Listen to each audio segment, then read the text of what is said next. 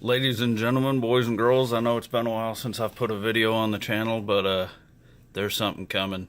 I did a EGR delete step-by-step video this last weekend. Made it.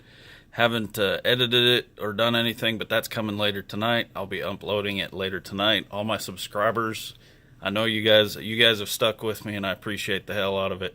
So there's a new video headed your way. I'm going to leave for California for a week, coming up here pretty quick. And then after that, we're going to do some other stuff. So stay tuned to the channel. I just thought I'd put this short little video up there just to let you guys know there's something coming.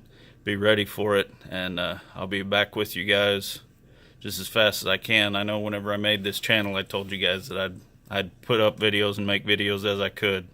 As you can see by what I'm wearing, I'm usually pretty busy, but when I have time, boy, I sure do like making them for you guys. So stay tuned. There's a new video coming, and I'll have it up just as soon as I can.